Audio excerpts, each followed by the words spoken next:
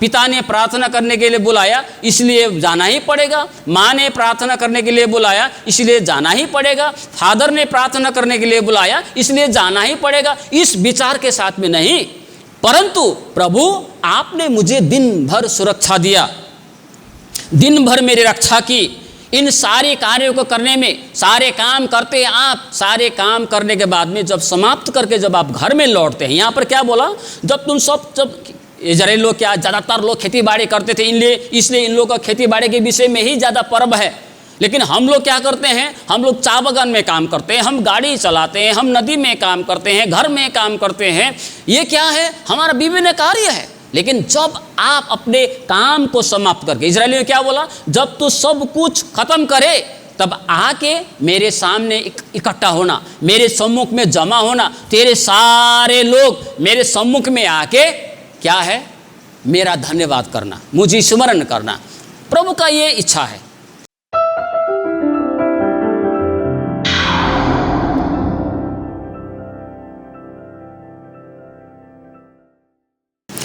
जय मसीह। तो हम लोग अभी परमेश्वर के वचन में जाएंगे और आज व्यवस्था विवरण 16 अध्याय 13 से लेकर 17 तक, और इसमें उस खंड का शीर्षक दिया है, परमेश्वर चाहता है कि उसके लोग उसके पर्व को मनाएं। परमेश्वर चाहता है कि उसके पीछे चलने वाले लोग, उस पर विश्वास करने वाले लोग पर्व को मनाएं, है ना, नेपाली में चाडबाड भन्छ, पर्व को मनाएं, ये परमेश्वर का इच्छा है। इसीलिए जब हम पुराने नियम में जब हम इजरायलियों के जीवन में देखते हैं, परमेश्वर ने इजरायलियों को अद्भुत प्रकार से जब मिस्र की गुलामी से 430 साल के गुलामी से जब परमेश्वर ने मूसा की अगुवाई में अद्भुत प्रकार से छुटकारा देकर जब निकाला, तो वहाँ से परमेश्वर ने उन्हें बहुत सारे उनके जीवन में, उनके परिवार में इस प्रकार की आशीष के कार्य की, इस प्रकार के अद्भुत कार्य की, कई सारे चमत्कार के कार्य के उनके बीच में, और उस कार्यों को, उस परमेश्वर के महान कामों को, उस परमेश्वर के महान चमत्कारों को परमेश्वर ने जो जो कार्य किया उसे स्मरण रखे, इस उद्देश्य से परमेश्वर ने इजरायलियों को पर्व दिया था।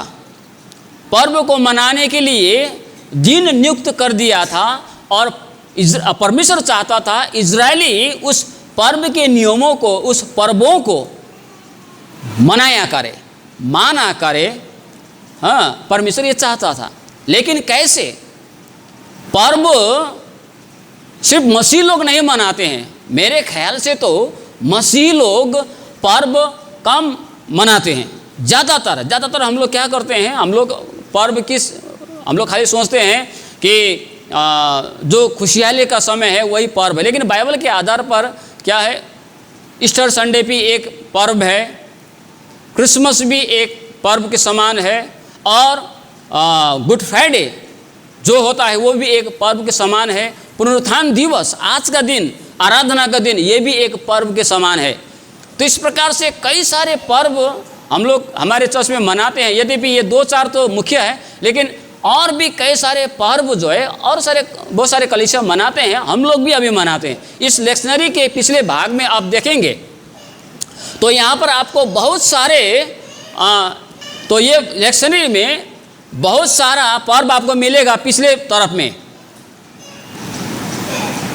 तो पर्वों को मनाने में हम लोग विश्वासी लोग थोड़ा कम ही है, लेकिन और समूह को हम देखेंगे तो उन लोग के पास में बहुत सारा चाड़बाड़ होता है, बहुत सारा पर्व होता है। लेकिन परमेश्वर चाहता है कि उनके लोग पर्व को मनाया करें, लेकिन कैसे? पर्व को मनाओ लेकिन समझबूझ के साथ में मनाओ। हालेलुया। पर्व को मनाओ इसके महत्व को सोचकर, इसके महत्व को समझकर, इसके महत्व को जानकर मनाना। पर्व को मनाओ, लेकिन क्यों मनाना है इसको जानते हुए मनाना, कह के परमेश्वर ने आज्ञा दी इजरायलियों को। लेकिन आस्ते आस्ते हुआ क्या, आज हमारे मसीही समाज में ही नहीं परंतु दूसरे समूह में भी जब वे लोग पर्व को मनाते हैं, है ना। आज भी हमारे कलीसिया में गुड फ्राइडे मनाते हैं, लेकिन कई लोगों को पूछने से आप गुड फ्राइडे क्यों मनाते हैं, गुड फ्राइडे का मतलब क्या है, कई विश्वासी को पूछने से आज भी विश्वासी लोग बता नहीं पाते हैं। बस गुड फ्राइडे है, बस क्रिसमस क्यों मनाते हैं, पुनरुत्थान का दिवस क्या है। वो लोग भले ही मंडली में घोषणा कर देता है कि आने वाला रविवार पुनरुत्थान दिवस है, आने वाले शुक्रवार गुड फ्राइडे है और आने वाले महीने 25 तारीख को क्रिसमस है, पास्टर जी इधर से घोषणा कर देते हैं। लेकिन बहुत सारे विश्वासियों को आज भी पता नहीं होता है कि क्रिसमस क्यों मनाया जाता है,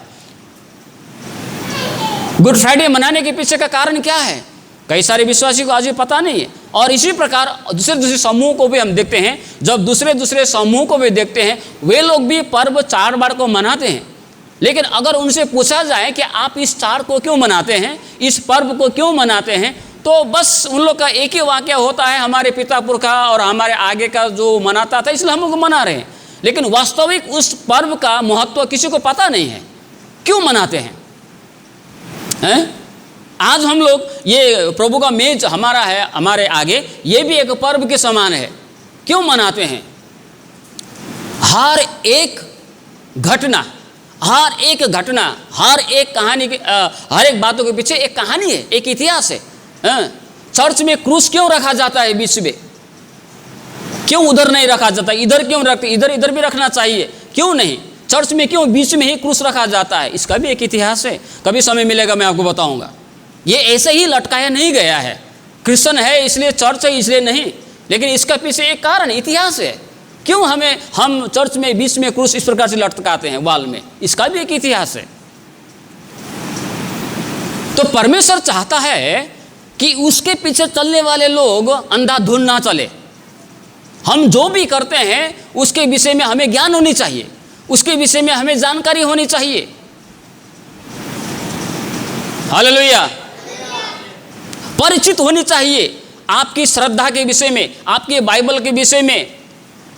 आप जो भी करते हैं, जो भी आप अभ्यास करते हैं, उसके विषय में आपको पर्याप्त जानकारी होनी चाहिए। तो परमेश्वर क्या चाहता है? परमेश्वर चाहता है कि उसके लोग उसका पर्व मनाएं। लेकिन कैसे? पर्व को मनाना है, क्यों मनाना है, किस प्रकार मनाना है, किस लिए मनाना है, किस तरह से मनाना चाहिए, इसका एक जानकारी, इसका एक महत्व हम में से हर विश्वासी के पास में होनी चाहिए। व्यवस्था विवरण 16 अध्याय इसका 13 पद से लेकर 17 पद तक। तू जब अपने खलिहान और दाख मधु के कुंड में से सब कुछ इकट्ठा कर चुके, तब झोपड़ियों नाम पर्व 7 दिन मानते रहना और अपने इस पर्व में अपने बेटे बेटियों दास दासियों समेत तू और जो लेवीय और परदेशी और अनाथ और विधवाएं तेरे फाटकों के भीतर हो वे भी आनंद करे। हालेलुया। यहाँ पर परमेश्वर 16 अध्याय व्यवस्था विवरण 16 अध्याय का 13 और 14 पद में वो कहता है कि जब तेरा जो कार्य है, वो कार्य जो तुझे करना चाहिए, जो दिनचर्या के कार्य हो, जो तू अपने परिवार के लिए करता है, अपने कलीसिया के लिए करता है, अपने समाज के लिए करता है, जो भी करता है, जो भी तू कार्य करता है, जब वो कार्य समाप्त हो तो क्या करना? उसके बाद तू परमेश्वर की उपस्थिति में आना, इकट्ठा हो जाना और ये जो है ये पर्व मनाते रहना।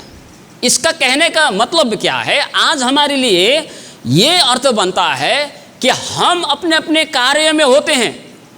आप 8 घंटे बगान में काम करते हैं और कई जगह काम करते हैं, घर से बाहर रहते हैं दिन भर। कई लोग शाम को लौटते हैं एक ही बार, कोई गाड़ी चलाता है, कोई काम करता है, कोई ये करता है, कोई आपका दिनचर्या का काम जब आप समाप्त करके जब आप घर को लौटते हैं तो शाम के समय में क्या करनी चाहिए? आप परमेश्वर के पास में इकट्ठे होने चाहिए। परमेश्वर के सम्मुख में आके बैठने चाहिए और प्रभु का धन्यवाद करनी चाहिए। प्रभु आपने मुझे दिन भर सुरक्षा दी है, धन्यवाद पिता, धन्यवाद प्रभु।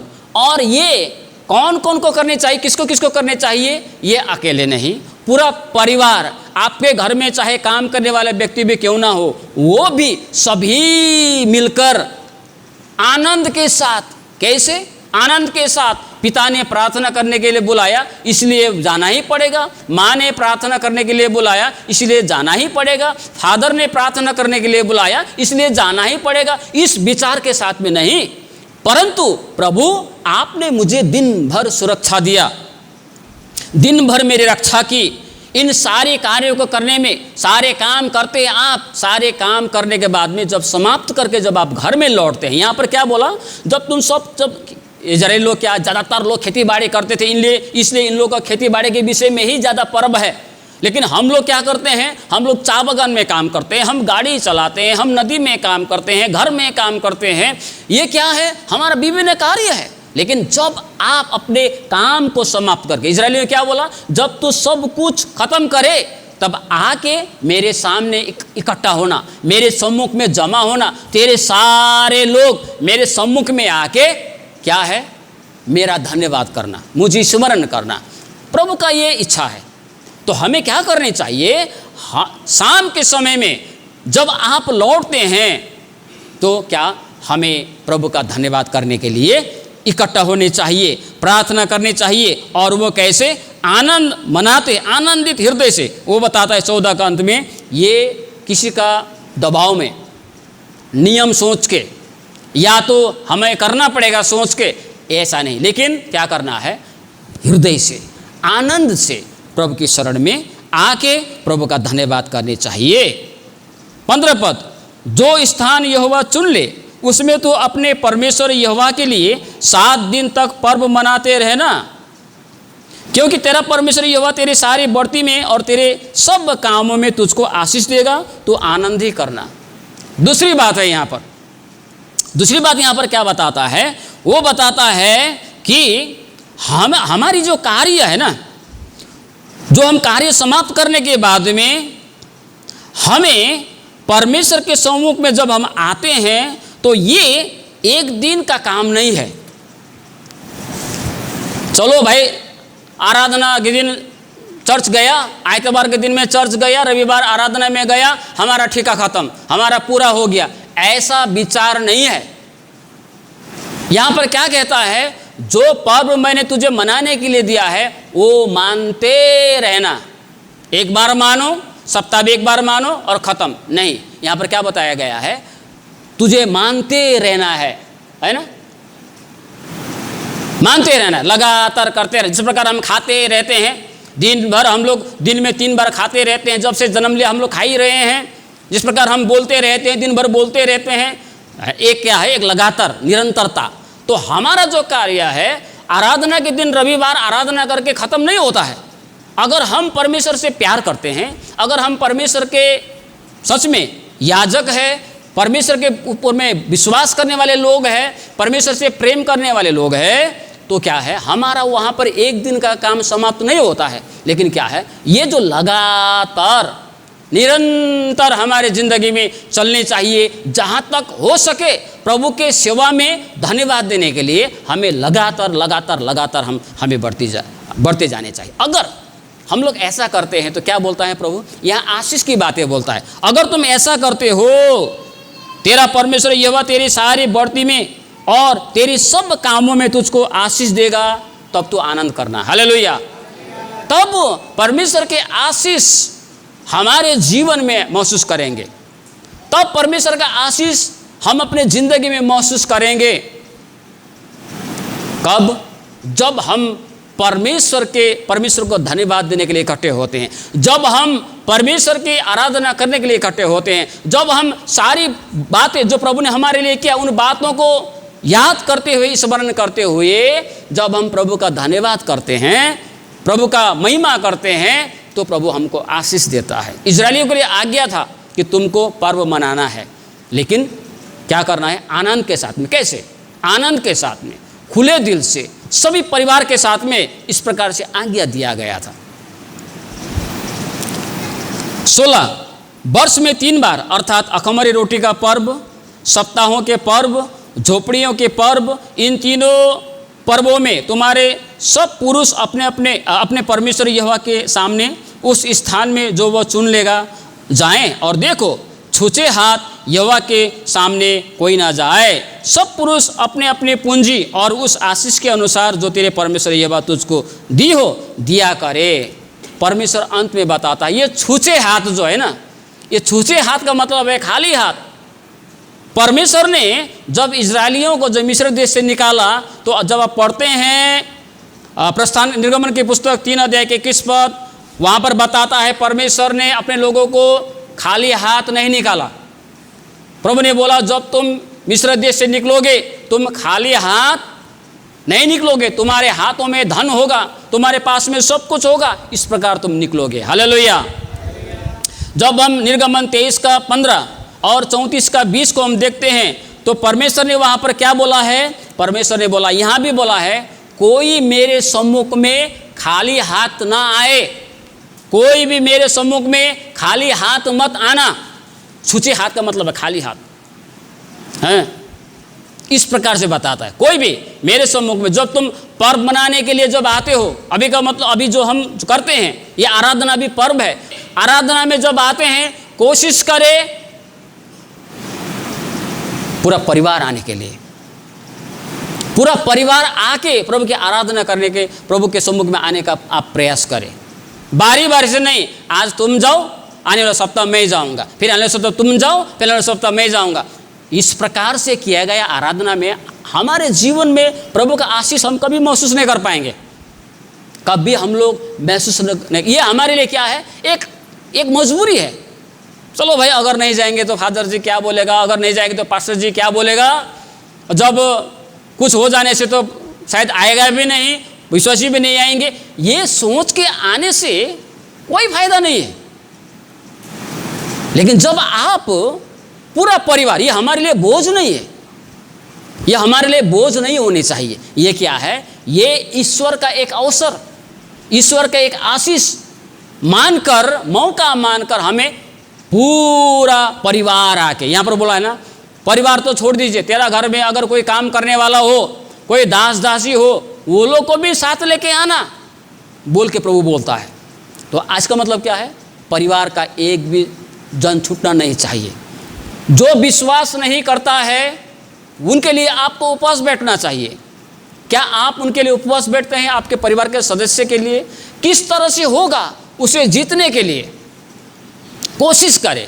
प्रार्थना करके होता है, चुपचाप बैठ के होता है ना। बहुत सारे परिवार में जो विश्वास नहीं करते हैं, वो एक प्रकार का उसका स्वभाव होता है, विश्वासियों को बहुत टॉर्चर करता है, जो मुंह में आए बोल देता है। हम विश्वासी लोग बोल नहीं पाते हैं, हम विश्वासी लोग झगड़ा नहीं कर पाते हैं, गाली नहीं कर, अपशब्द नहीं बोल सकते हैं, लेकिन चुपचाप रह के हो, सह के हो, जो कुछ भी करना पड़े प्रभु में होकर उसको करते हुए हमें उसे जीतने का प्रयास, हमें प्रार्थना से करनी चाहिए, ताकि हमारा पूरा परिवार जो है, पूरा परिवार मिलके, है ना, लोगों को पता चलना चाहिए। रविवार के दिन आज उसका घर बंद रहता है, हालेलुया। रविवार के दिन उसका घर बंद रहता है, ताला लगा होता है, इसलिए मैं नहीं, हम 2 बजे के बाद में जाएंगे, लोगों को पता होनी चाहिए, हालेलुया। ये है बात। इसलिए पूरा परिवार के साथ। अब यहाँ पर कैसे पूरा परिवार के साथ में पर्व को मनाना है, आनंद के साथ में प्रभु का पर्व को मनाना है, सब मिलकर प्रभु का पर्व मनाना है, लगातार मनाना है। आज मनाया, दूसरा महीना नहीं, तीसरा महीना मनाया, चौथा महीना नहीं, ऐसा नहीं, परंतु लगातार रूप में प्रभु का पर्व को मनाना है। आज हम जो भी करते हैं हमें आनंदित हृदय से पूरा परिवार के साथ में सब मिलकर, है ना, हमें करनी चाहिए, इकट्ठा होकर करनी चाहिए, लगातार रूप में करनी चाहिए, है ना। तो प्रभु ने क्या बोला? इस प्रकार प्रभु तुझे आशीष देगा। वो हमारे जीवन में आशीष देता है। और यह अंत में क्या बोला? पर्व को मनाना है। जब तुम पर्व मनाने के लिए या मुझे कृतज्ञता प्रकट करने के लिए तुम मेरे सम्मुख में आते हो, तो परिवार के सब परिवार के सदस्य तो आते हो, आनंदित हृदय से आते हो, लगातार मनाते हुए आते हो, लेकिन खाली हाथ मत आना, है ना। ये खाली हाथ ये इजरायलियों के लिए आज्ञा दिया था, क्योंकि परमेश्वर ने भी कभी इजरायलियों को खाली हाथ नहीं भेजा। यहाँ तक कि प्रभु ने और एक जगह कह दिया है कि जब तुम अपने दास को, है ना, कभी कभी क्या है ना, ऐसा बोलता है, हम अपने बच्चों को भी जब किसी के घर में भेजते हैं तो हम लोग क्या करते हैं, हम लोग करते हैं कि जाओ, जाने के वक्त में थोड़ा मिठाई लेके जाओ, है ना। मेरा बच्चों को मैंने कई बार किया है, जब वो लोग खुद जाता है तो जाने के समय मैं पैसा देता हूँ, जाते समय थोड़ा सा मिठाई खरीद के ले जाओ। तो परमेश्वर क्या कहता, तू अपने दास दासी को भी जब उसका समय पहुंच गया, जब तेरा परिवार छोड़ के जाने का समय आ जाएगा, तू अपने परिवार को, उस दास दासी को भी खाली हाथ मत भेजना। ये खाली हाथ जो है ना, परमेश्वर पसंद नहीं करता है। बाइबल में आप पढ़ के देखिए, खाली हाथ। तो प्रभु ने क्या बोला, जब तुम मेरे सम्मुख में आते हो तो तुम्हारा हाथ भरा होना चाहिए। हालेलुया। कैसे भरा हुआ होंगे, जब हम परमेश्वर का पर्व, परमेश्वर की बातें हम दिल से, आनंद से, परिवार के साथ में मनाने के लिए, निरंतरता रूप में मनाने के लिए हम कोशिश करते हैं, हम मनाते हैं, करते हैं, तो परमेश्वर का आशीष हमारे जीवन में रहता है। और हमें क्या है, हमें छूछे हाथ नहीं आना। ये छूछे, बाइबल में बहुत कुछ ऐसा शब्द है जो सुनने में भी अटपटा लगता है ना। छूछे, मैं देख रहा था क्या है ये छूछे, तो देखता है तो ये खाली हाथ, मतलब प्रभु की आराधना में जब आप आते हैं तो आपके हृदय में प्रभु के लिए धन्यवाद का शब्द होने चाहिए। हालेलुया। आपके दिल में धन्यवाद का शब्द होने चाहिए। रविवार सुबह से ही आप याद करें, इस सप्ताह प्रभु ने मुझे क्या क्या दिया है, इस सप्ताह प्रभु ने मुझे क्या क्या चीज़ों में सहायता किया है, इस सप्ताह प्रभु ने मुझे कहाँ कहाँ कैसे कैसे कार्य किया है। इन बातों को सोचते हुए आपका हृदय जो है पूरा उन बातों से भरा होना चाहिए। और जब आप आते हैं तो मुंह खोलकर आप आराधना कर सकते हैं, हे प्रभु, आपने मुझे मंगलवार को सुरक्षा किया था, मैं फलना जगह में गया था, ऐसा हुआ था, ऐसा होने वाला था, आप ना होता तो ये होता। कुछ ना कुछ गवाही तो जरूर होगा। क्या आप उन बातों के लिए धन्यवाद देने के लिए आपके हृदय में वो बातें भरा होता है, या आप ऐसे ही चलो चर्च जाना है बोल के आते हैं, रविवार है चर्च जाना है, लेकिन आपका मन में धन्यवाद का शब्द भरा होने चाहिए। उन शब्दों के साथ में आइए आप। हालेलुया। और इतना ही नहीं, ये तो हमारा प्रभु ने किया हुआ जो बातें हैं उसके लिए हम धन्यवाद देते हैं। साथ ही साथ क्या करना है, साथ ही साथ प्रभु के लिए छूछे हाथ, सभी जो प्रभु ने हमको दिया है, यहाँ पर लिखा है ना, प्रभु ने जो जो हमको दिया है उनका भाग भी प्रभु को हमें देने चाहिए। मैं कई बार आपको बताया है ना, कई बार मैंने आपको बताया, प्रभु के लिए दिन से भेंट और दशवंश काफ़ी नहीं है, लेकिन जो जो प्रभु ने यहाँ पर बोला है, तुम्हारी खेती में जो जो, तुम्हारा पशु प्राणी में जो जो आशीष दी है, उसका लेके तुम्हें आनी चाहिए, है ना। मैं तो सिर्फ आपको कह सकता हूँ, प्रभु बोलता है ना, कभी तुमने सोचा है, तुम कमाते हो लेकिन तुम्हारा पेट नहीं भरता है, तुम कमाते हो लेकिन तुम्हारे हाथ में कुछ रहता नहीं, कहाँ जाता है? क्या कभी इस विषय पर तूने सोचा है? बोल के प्रभु बोलता, सोचो, अगर ऐसा हो रहा है तो सोचो क्यों ऐसा होता है। अगर तुम्हें उत्तर मिल जाए तब मेरे सम्मुख में आना। आज हमारे हाथों के कार्यों में, हमारे बारियों के कामों में, हमारे मेहनत में प्रभु आशीष देता है।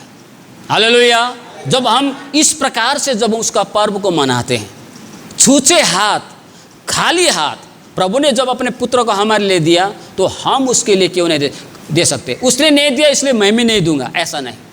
लेकिन आप जो कर सकते हैं, यहाँ पर कई सारे आप बैठे हुए हैं, है ना, आपको जब सुनते हैं तो आप क्या दे सकते हैं प्रभु के लिए? प्रभु के शरण में क्या ला सकते हैं?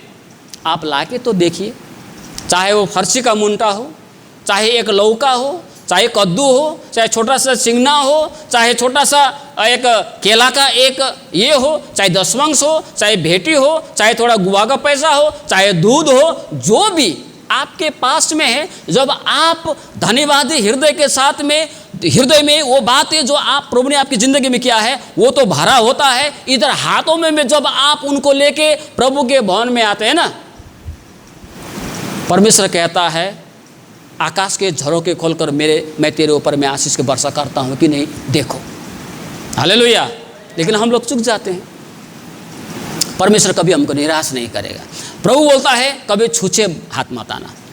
आज हम जब पर्व मनाते हैं, चाहे प्रभु भोज की पर्व हो, चाहे पुनरुत्थान दिवस का पर्व हो, चाहे आज का जो पर्व मनाने के विषय में जो भी पर्व हो, चाहे क्रिसमस हो, चाहे ईस्टर संडे हो, कुछ भी पर्व जब बनाते हैं, या तो रविवार आराधना भी एक पर्व के समान है, एक उत्सव के समान है। रविवार आराधना भी जब हम आते हैं तो हम क्या आनंदित हृदय से आते हैं? क्या पूरा परिवार मिलके आते हैं? क्या हम हर एक सेवकाई में हम उपस्थित होते हुए आते हैं? क्या हम भरा हुआ हृदय, भरी हुई हाथों से हम आते हैं? जब हम ऐसा करते हैं तो प्रभु कहता है, प्रभु क्या कहता है? तुझे आशीष मिले। हालेलुया। प्रभु कहता है तुझे आशीष मिले जब हम प्रभु के लिए करते हैं। सो परमेश्वर इन बातों को कहता है। इसलिए हे मेरे प्रियो, प्रभु कहता है, हे मेरे प्रियो, जब तू प्रभु को मना करे, जब तू माना करे, जब तू 4 बार को माना करे, पर्वों को माना करे, तो ऐसे ही मत मानो, लेकिन उसका महत्व को जानकर मानो, उसका मतलब को समझते हुए मानो, उसे महत्व देते हुए मानो। किस लिए मानना है उसको याद करते हुए, क्यों मानना है उसको समझते हुए मानो, तो तुम्हारा जो पर्व मनाना है वो अर्थपूर्ण हो जाएगा। हालेलुया। उसकी विशेषता को याद करते हो जब हम पर्व को मनाते हैं, कोई भी आराधना हो, सेवा हो, कुछ भी हो, जब हम उसकी विशेषता को, महत्व को समझ कर करते हैं तो परमेश्वर बोलता है तुझे आशीष मिले। हालेलुया। सो परमेश्वर इन छोटी वचनों में हम सभी को आशीष